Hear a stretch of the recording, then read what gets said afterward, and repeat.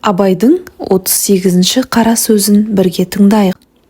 Ей жүрегімнің қуаты, перзентлерім! Сіздерге адам ұлының мінездері туралы біраз сөз жазып ядкар қалдырайын. Ықыласпенен оқып, ұғып алыңыздар.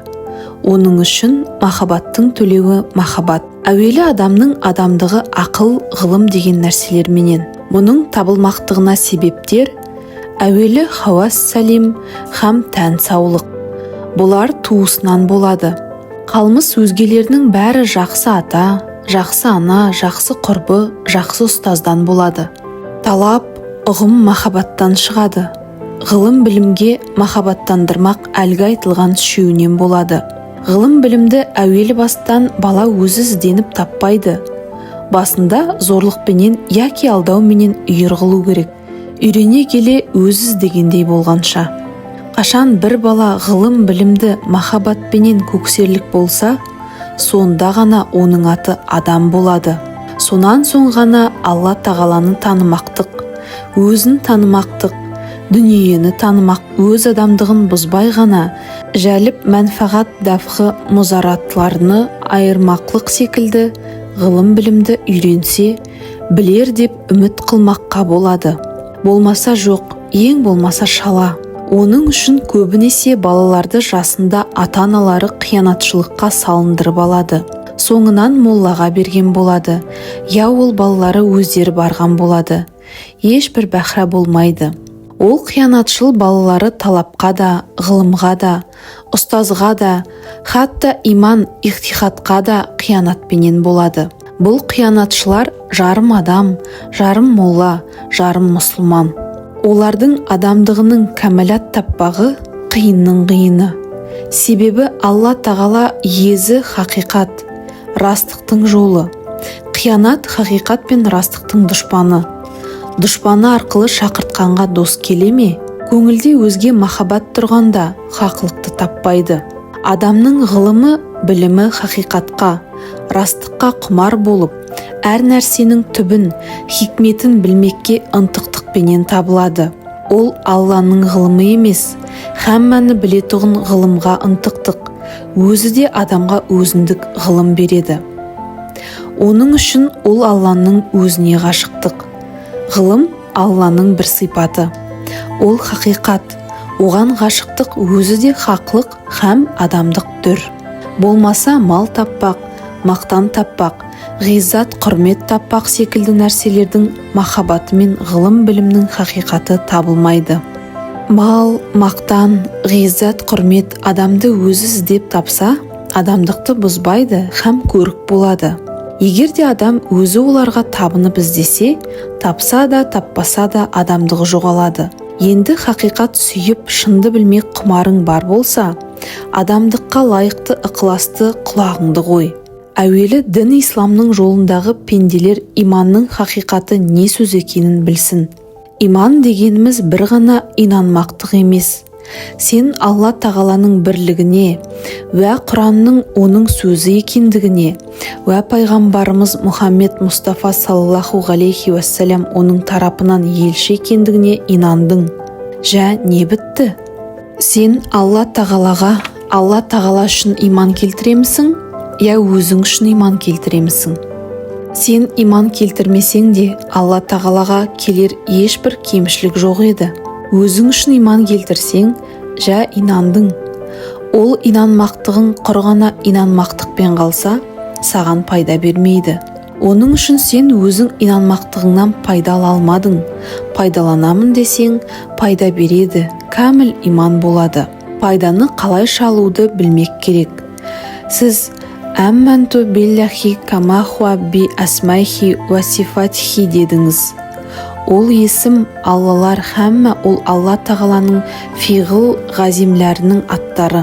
Олардың мағынасын біл һәм 8 сифат затиялары не деген сөз? Кәміл үйрен. Өзіңді оның құлы біліп, өзіңе муслим ат қойып, тәслим болғаныңа раст боласың да. Өз пиғылдарыңды соған өз халіңше ұқсатуды шарт қыл. Алла тағалаға ұқсай алам ба деп, надандықпен ол сөзден жиіркенбе. Ұқсамақ дәл бірдейлік дағуасыменен емес. соның соңында болмақ.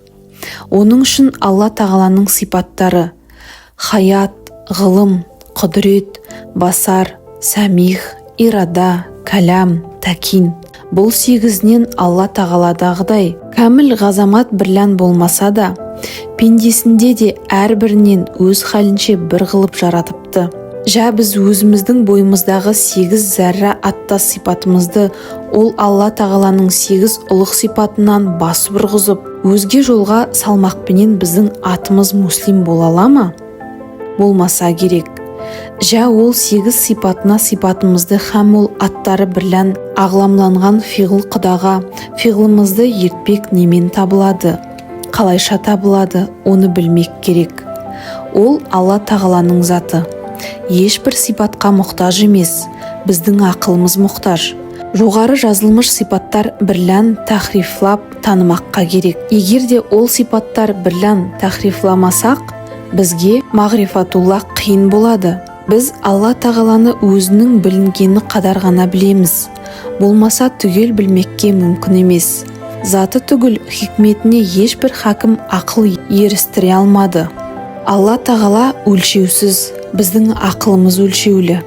Өлшеулі мен өлшеусізді білуге болмайды. Біз Алла тағала бір дейміз, бар дейміз. Ол бір демеклік те ақылымызға ұғымның бір тиянағы үшін айтылған сөз.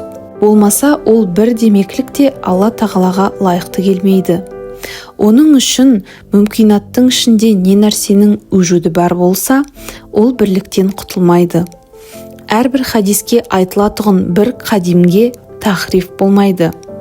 Ол бір деген сөз ғаламның ішінде, ғалам Алла тағаланың ішінде. Құдай табарака уә тағала кітаптарда 8 субутия сипаттары бірлән уә 99 әсмәи хусналар бірлән білдірген.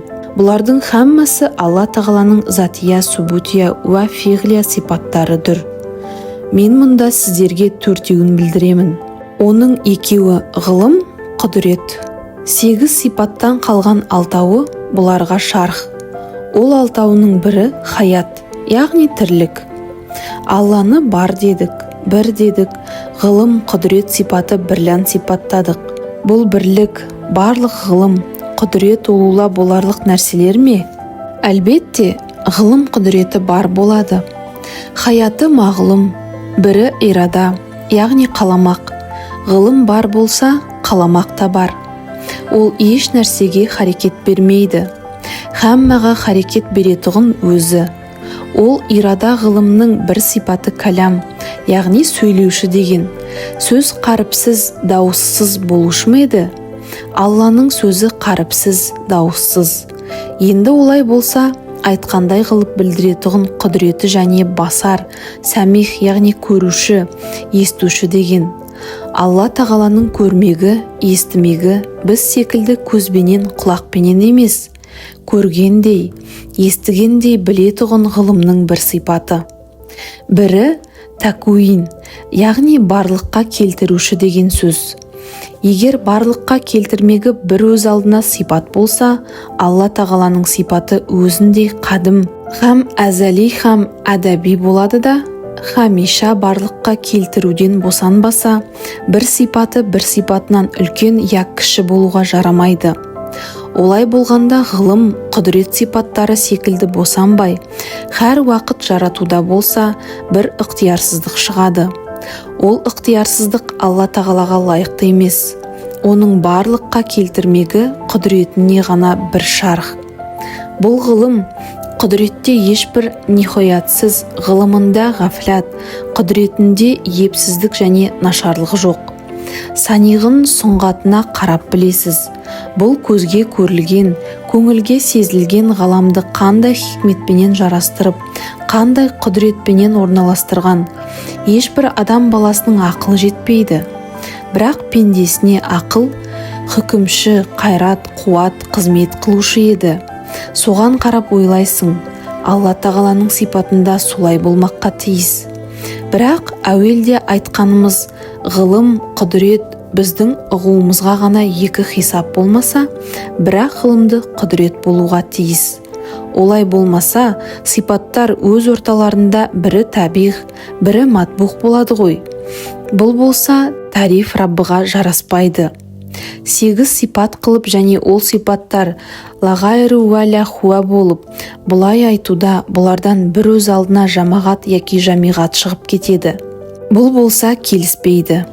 Егер де сипаттарды әрбірін басқа дегенде көп нәрседен жиылып, иттифақпенен Құдай болған болады. Бұлай деу батыл, бір ғана құдірет пендеде болған қуат.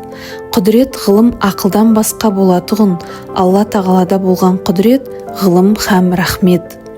Ол рахмет сипаты.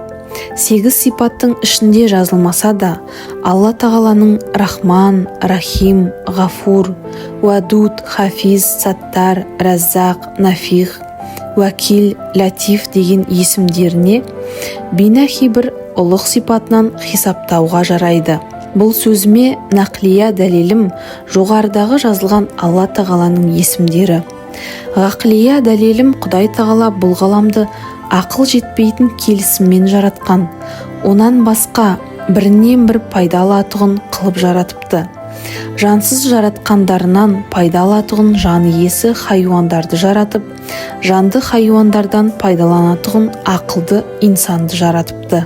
Хайуандарды асырайтұғын жансыздарды еті ауырмайтындай қылып, жан иесі хайуандарды ақыл иесі адам баласы асырайтын қылып, һәм олардан махшарда сұрау бермейтұғын қылып, бұлардың һәммәсінен пайдаларлық ақыл иесі қылып жаратқан. Адам баласынан махшарда сұрау алатұғын қылып жаратқандығында һәм ғадалат, һәм махаббат бар. Адам баласын құрт, құс, өзге хайуандар секілді тамақты өз басымен алғызбай, ыңғайлы екі қолды басқа қызмет еттіріп, аузына қолы ас бергенде не ішіп, не жегенін білмей қалмасын деп, иісін алып ләззаттанғандай қылып, ауыз үстіне мұрынды қойып, оның үстінен тазалығын байқарлық екі көз беріп, ол көздерге нәзіктен, зарардан қорғап тұрарлық қабақ беріп, ол қабақтарды ашып жауып тұрғанда қажалмасын деп кірпік жасап, маңдай тері тура көзге ақпасын деп қаға беруге қас беріп, оның жүзіне көрік қылып, бірінің қолынан келместей істі көптесіп бітірмекке, біреуі ойын біреуіне ұқтырарлық тіліне сөз беріп жаратпақтығын махаббат емес пе? Кім өзіңе махаббат қылса, сен де оған махаббат қылмағың қарыз емес пе? Ақыл көзімен қара. Күн қыздырып, теңізден бұлт шығарады екен. Ол бұлттардан жаңбыр жауып, жер жүзінде неше түрлі дәндерді өсіріп, жемістерді өндіріп, көзге көрік, көңілге рахат гүл бәйшешектерді, ағаш жапырақтарды, қант қамыстарын өндіріп, неше түрлі нәбататтарды өсіртіп, хайуандарды сақтатып, бұлақтар ағызып, өзен болып, өзендер ағып дария болып, хайуандарға, құсқа, малға сусын, балықтарға орын болып жатыр екен.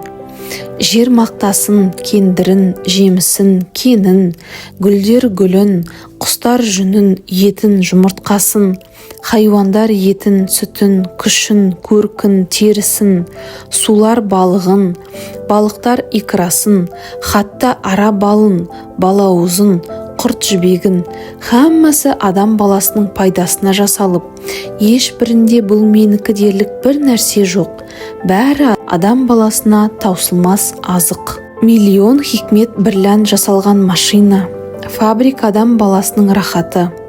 Пайдасы үшін жасалса, бұл жасаушы махаббат бірлән адам баласын сүйгендігі емес пе? Кім сені сүйсе, оны сүймектік қарыз емес пе?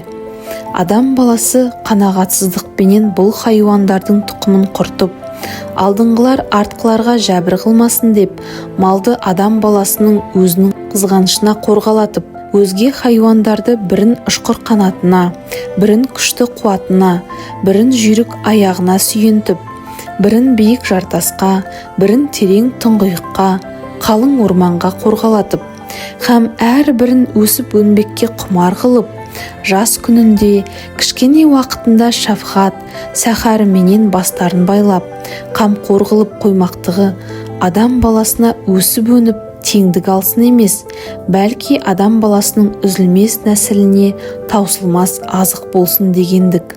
Жә, бұл хикметтерінің һәммәсін һәм мәрхамат, һәм ғадалат захир тұр екен. Біз ортамызда бұл мәрхәмәт ғадалатты иманның шартынан хисап қылмаймыз. Оның үшін муслим болғанда Алла тағалаға тәслим болып, оның жолында болмақ едік, болғанымыз қайсы? Бұл 2 ай мен күннен артық мағлұм тұрған жоқ па? Фиғылы құданың ешбірінде қарар қылмаймыз.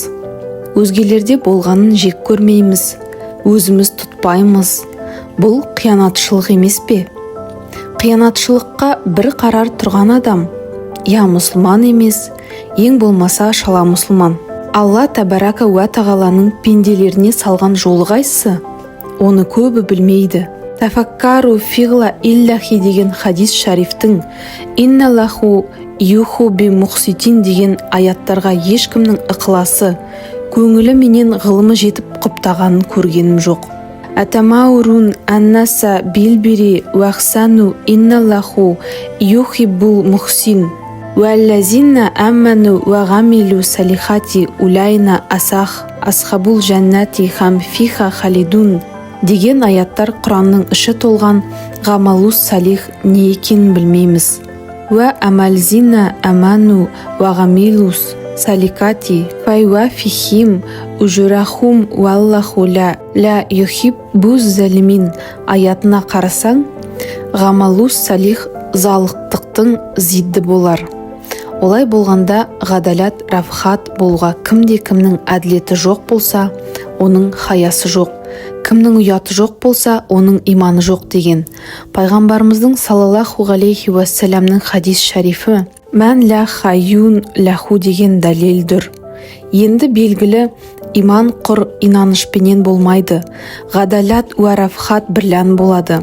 Ғамалус салих ғадалатты уә мәрхәмәтті болмақ күлі тән бірлән қылған құлшылдықтардың ешбір ғадалаты, мәрхәмәті бермейді. Көзің күнде көреді. Намаз оқушы, ораза тұтушылардың не халатта екендіктерін оған дәлел керек емес. Бәлки ғадалат барша ізгіліктің анасы дүр. Ынсап, ұят бұл ғадалаттен шығады. Оның үшін ғадалатты адамның көңіліне келеді. Мен өз көңілімде халық менімен, сондай мұндай қылықтармен мұғамәлә қылса екен деп ойлап тұрып, өзім сол халықтармен мұғамәлә қылмағандығым жарамайды ғой деп, сол езі әділет те және нысап та емес пе? Ол хамма жақсылықтың басы емес пе? Жа олай құлықпенен сол ойды ойлаған кісі халлақыны шүкірді неге ойламасын? Шәкірліктен ғибадаттың бәрі туады. Енді зинхар ғадалат шапағаттан босанбаңдар. Егер босансаң, иман да, адамдық та хаммасы босанады. Аллаяр софының бір фәрдадан 100 фәрда бижай дегені басыңа келеді. Енді біздің бастағы тахриф бойынша Құдай тағала ғылымды, рахымды, ғадалатты, құдіретті еді. Сен де бұл ғылым, рахым, ғадалат 3 сипатпенен сипаттанбақ. Иштихатың шарт еттің. Мұсылман болдың, һәм толық инсаниятың бар болады. Белгілі жауан мәртлік 3 хаслат бірлән болар деген.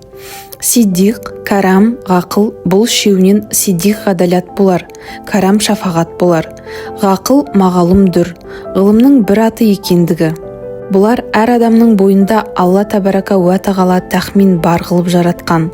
Бірақ оған рауаж беріп гүлдендірмек, бәлки адам өз халінше кәмалатқа жеткізбек жәхатінде болмақ.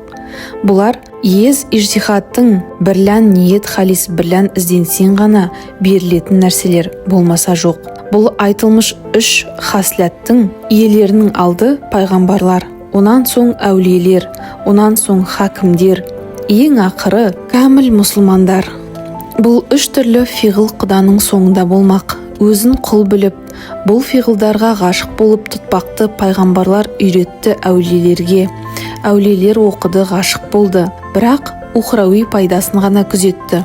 Ғашықтары сол халге жетті, дүниені, дүниедегі тиерлік пайдасын ұмытты. Бәлки хисап қалмады. Хакімдер дүниеде тиетін пайдасын сөйледі. Ғибрат көзімен қарағанда екеуі де бірінен бірі көп жырақ кетпейді.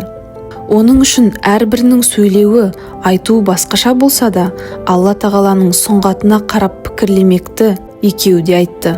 Пікірленбек соңы ғибраттанбақ болса керек. Бұл ғақыл ғылым екеуі де өзін зорға есептемекті, залымдықты, адам өзінде адамды алдамақты жек көреді.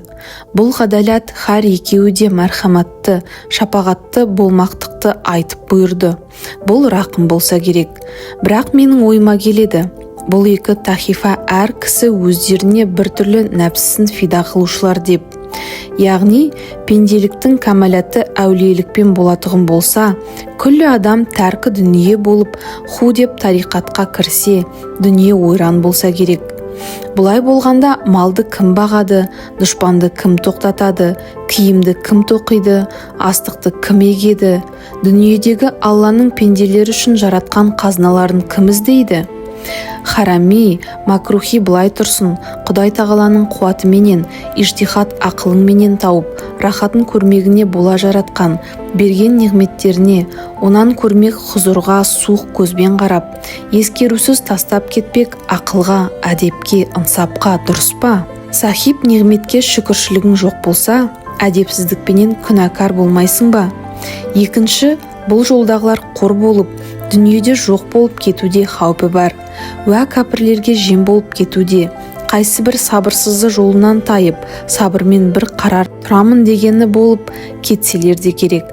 Егер де бұл жол жарым-жартыларына ғана айтылған болса, жарым-жарты рас дүниеде бола ма? Рас болса, хаммаға бірдей рас болсын. Алалаған рас бола ма, хам ғадалат бола ма? Олай болғанда ол жұртта ғұмыр жоқ болса керек. Ғұмыр өзі хақиқат. Қай жерде ғұмыр жоқ болса, онда кәмәлат жоқ. Бірақ әулиелердің де бәрі бірдей тәркі дүние емес еді. Ғашаран Мүбәшарадан Қазірет Ғосман, Ғабдурахман би Ғауф ва Сағид бин Абдуқас үшеуі де үлкен байлар еді. Бұл тәркі дүниелік. Я дүние ләззатына алданып, иштихадым шала қалды деп, бойына сенбегендік. Я хирс дүниеліктен қауымның көңілін суытпақ үшін ренжуге сабыр етіп, өзін фида қылып, мен жаныммен ұрыс қылғанда, халық ең болмаса нәпсісімен ұрыс қылып, хауа хауастан әрбір арзу нәпсіден суынып, ғадалат, мәрхамат, махаббатына бір қарар болар мекен деген үмітпенен болса керек. Олай болғанда, ода жұртқа қылған артық махаббаттан хисап. Бірақ бұл жол бек шетін, бек нәзік жол. Бұл жолда риясыз, жеңілдіксіз, бір қарар тұрып іздеген ғана кісі істің кәмәлатына жетпек. Бұл заманда надир, бұған ғылымның да зоры, сиддиқ қайраттың да зоры, махаббаттың халақна да уа халық ғаламға да бек зоры табылмақ керек. Бұлардың жиылмағы қиынның қиыны, бәлки фитна болар. Басына һәм бір өзіне өзгешелік бермек, адам ұлын бір бұзатын іс. Әрбір наданның бір тариқатқа кірдік деп жүргені біз бұзылдық дегенмен бір болады. Хакім, ғалым асылда бір сөз, бірақ ғарафта басқалар дүр. Дүниеде ғылым захири бар, олар айтылмыштарды жазылмыштар. Оны нақлия деп те атайды. Бұл нақлияға жүйріктер ғалым атанады. Құдай тәбәрәка уа тағала ешбір нәрсені себепсіз жаратпаған. Мұны ізерлеп, тафаккару фи әллә иллахи деген хадиске бәнән бұл сүнғати құдадан ізерлеп, құмар болып, ғибратланушыларға тыю жоқ. Бәлки, сұнғатынан себебін білмекке құмарлықтан сани ғашықтық шығады. Құдай тәбәрәканың затына пендесінің ақылы жетпесе, дәл сондай ғашықпын демекте орынсыз. Ғашық мақшұқлыққа халик бірлән мақлық ортасы мүнәсибәтсіз Алла тағаланың пендесін махаббат уә мархамат бірлән жаратқанын біліп, махаббатына махаббатпенен ғана елжіремекті Құдаға ғашық болды дейміз. Олай болғанда хикмет Құдаға пенде өз ақылы жетерлік қадірін ғана білсем деген әрбір істің себебін іздеушілерге хакім ат қойды. Бұлар хақ бірлән батылды айырмаққа, себептерін білмекке тырысқандары менен хаммасы адам баласының пайдасы үшін ойын күлкі түгіл дүниедегі бүкіл ләззат бұларға екінші мәртабада қалып, бір ғана хақты таппақ, әрбір нәрсенің себебін таппақпенен ләззаттанады.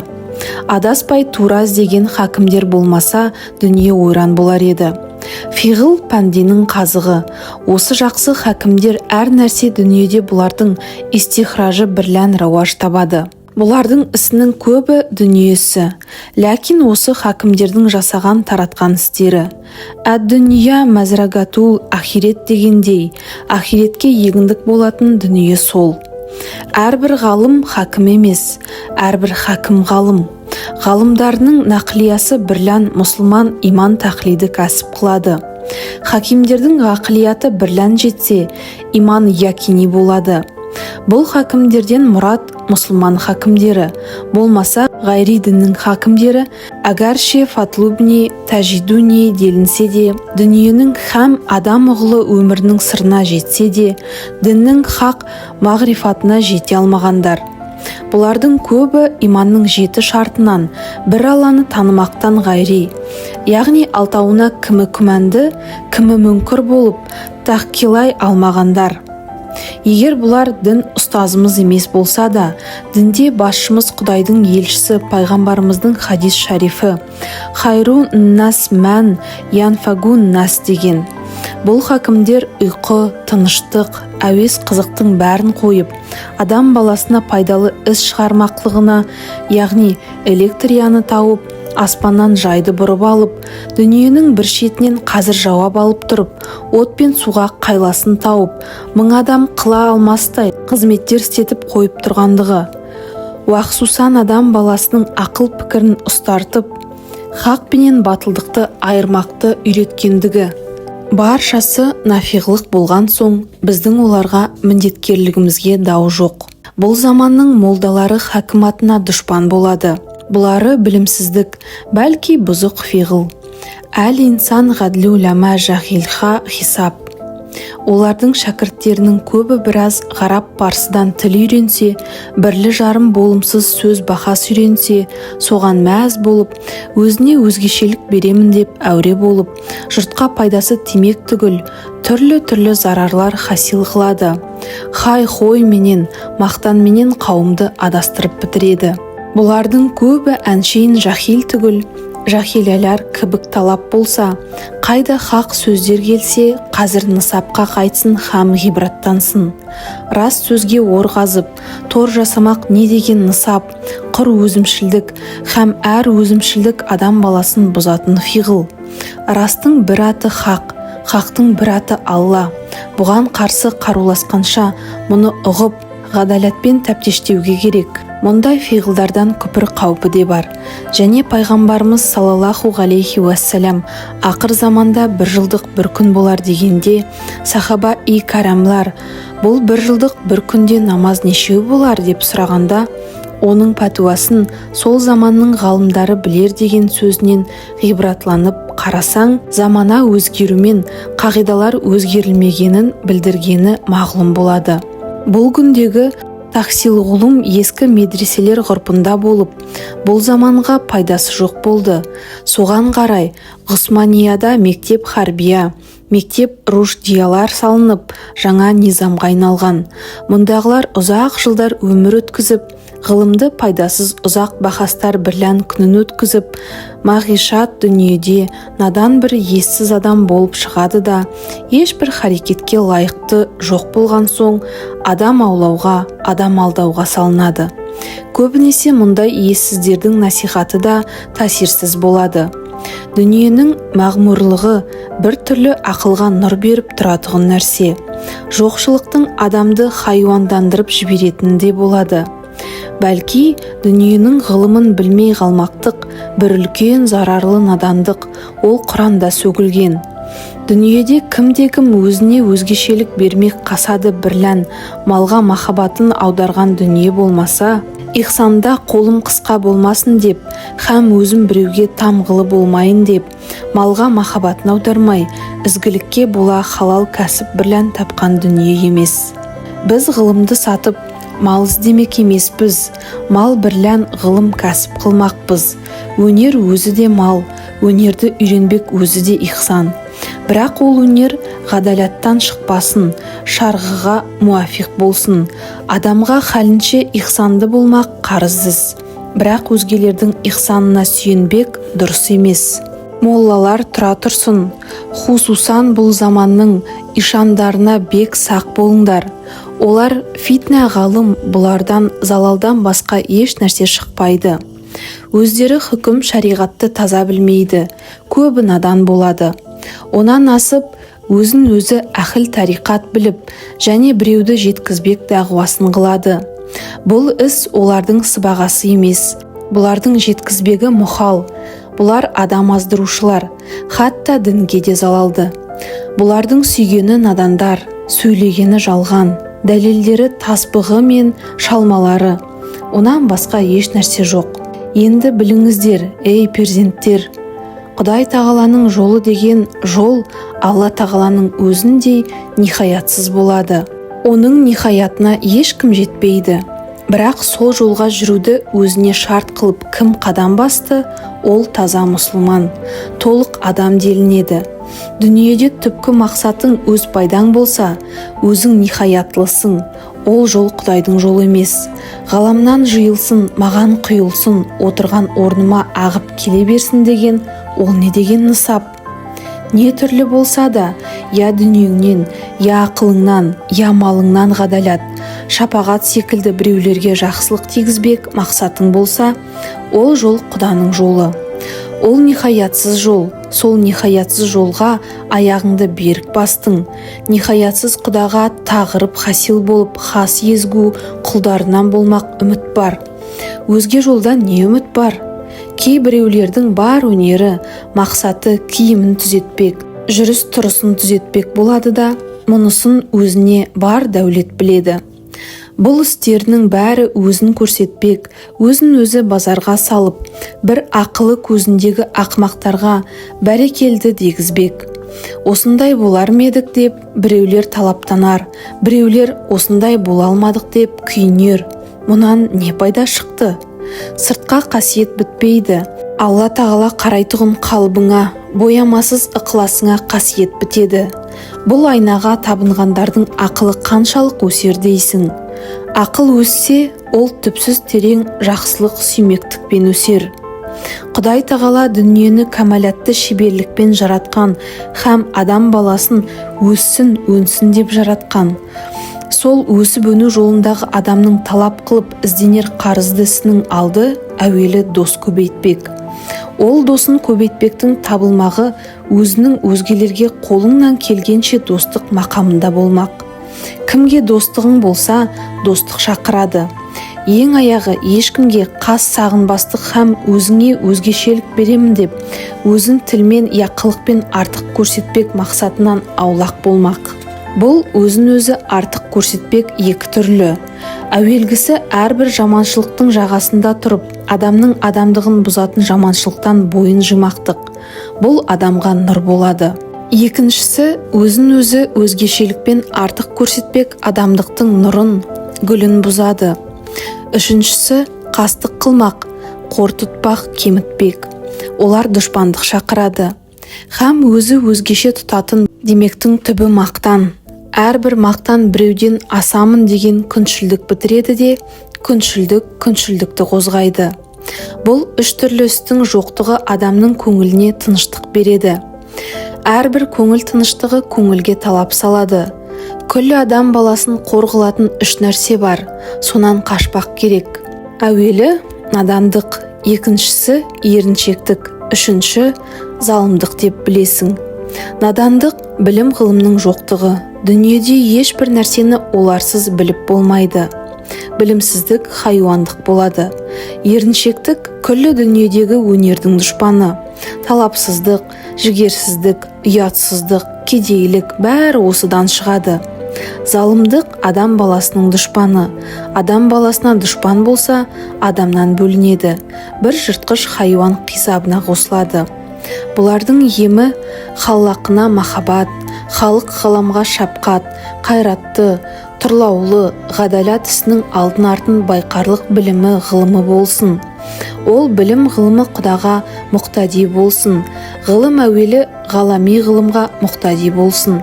Яғни Құдай тағала бұл ғаламды жаратты, ерінбеді, келісімменен, хикметпенен, кәмәлатты бір жолға салып жасады.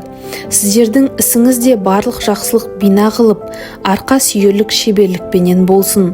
Және Құдай тағала әрне жаратты, бір түрлі пайдалы хикметі бар. Сенің де ісіңнен бір зарар шығып кеткендей болмай, көпке пайда боларлық бір үміті бар іс болсын. Бұларсыз іс емес, бәлки бұларсыз тағат та емес. Белгілі, Құдай тағала ешбір нәрсені хикметсіз жаратпады. Ешбір нәрсеге хикметсіз таклиф қылмады. Бәрінің хикметі бар, бәрінің себебі бар. Біздің ғауам былай тұрсын, ғылымға махаббаты барларға себеп, парыздарды білмекке ижтихат ләзім. Сіздер әрбір ғамал қылсаңыз ізгілік деп қыласыз. Ізгілікке бола каст етіп ниет етесіз. Ниет оның парызынан хисап. Пайғамбарымыз саллаллаху алейхи уассаламның хадис шарифі «Иннамал ағмал бин ниет» деген. Енді ниет еттіңіз тахарат алмаққа, намаз оқымаққа, ораза тұтпаққа. Бұл тағаттарды ниетіңіз захирынан қалыпсыз ғибадатқа жетпегендігі кемшілік емес пе? Сіздің батиніңіз таза болмағы әуелі иман болып, бұл захир ғибадатыңыз иманды болған соң ғана парыз болған. Сіздің захиріңіздағы ғибадат батиніңіздағы иманның көлеңкесі, һәм сол иманның нұрланып тұрмағына көрік үшін бұйырылған. Оның үшін ғұламалар иман екеу емес, біреу. Бірақ ізгі тағатпенен нұрланады. Тағат жоқ болса, күңгірттенеді, бәлки сөну қаупі де бар деген. Егер надандар ол ғибадаттың ішкі сырын ескермей қылса, соны қылып жүріп, иманы сөнер деген. Менің қаупім бар. Олар хас осы ғибадат екен. Құданың бізге бұйырғаны, біз осыны қылсақ, мұсылмандық кәміл болады деп ойлайды. Ол ғибадат күзетшісі еді. Жә, күзетші күзеткен нәрсенің амандығын ойламай бір ғана ояу тұрмағын каст қылса, ол не күзет? Күзеткен нәрсесі қайда кетеді? Мақсат күзетілген нәрсенің амандығы, тазалығы емес пе? Ей ишараттан хабарсыздар, қара! Бұл ғибадаттан бір үлкені намаз. Ол намаздан әуелі тахарат алмақ, онан соң намазға шұруқ қылмақ. Ол тахараттың алды истинжа еді. Мұны бір берік ойлап тұр. Аяғы екі аяққа мәсіхпенен бітуші еді. Бұлар хаммасы болмаса көбі ишарат еді. Истинжада артыңызды жуасыз, сіздің артыңыздың ешкімге керегі жоқ еді.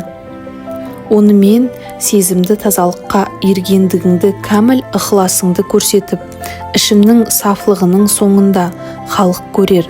Сыртымды да пәк етемін, һәм көзге көрінбейтін ағзаларымды да пәк етемін. Бұл пәктіктің үстінде Аллаға дұға айтамын деп әзірленесіз. Енді намаздың аты салауат, дұға мағынасында деген.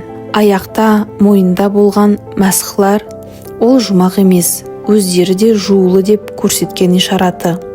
Намаздан әуелі құлақ қақтыңыз. Егер Алла тағаланы жоғарда деп мәкан исфат етпесең де, бегірек созу әдепсіз болып, күнә дариясына ғарқ болдым. Яғни дүние әуесіне ғарқ қылмай қолымнан тарт. Яғни құтыларлық жәрдемдерінің ишараты.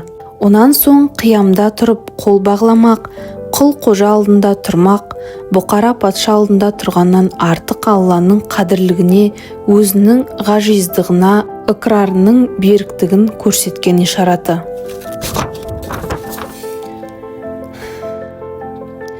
Қыбылаға қарамақ, әрине, Құдай тағала ешбір орын мүмкін емес болса да, зиратын парыз еткен орынға жүзін қаратып, сондағы дұғадай қабылдыққа жақын болар мекен деген ишараты.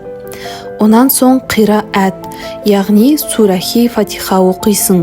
Мұнда бірақ сөз ұзарады. Ол фатиха сүресінің мағыналарында көп сыр бар. Рукух бас ұрмақ, алдында Құда хәзірге ұқсас, ол да ишарат. Сәжделер әуелі жерден жаралғанына ықырары, екіншісі және жерге қайтпағына ықырары, бас көтермек және тіріліп сұрау бермегіне ықырарының ишараты. Қағадат ул ахир, дұғаның ақырында Аллаға тахият, одан тәшәххуд, одан салауат. Пайғамбарымыз саллаллаху алейхи уассаламге айтпақ үшін ең ақырғы сәлемменен тауысасыз. Яғни Алла тағаладан не тілеп дұға қылдыңыз. Ол дұға қазинасы күллі мұсылмандарды ортақтастырып, оларға да сәлематшілік тілеп, һәм рахмет тілеп бітіресіз. Бұл сөзден не ғибратлендік?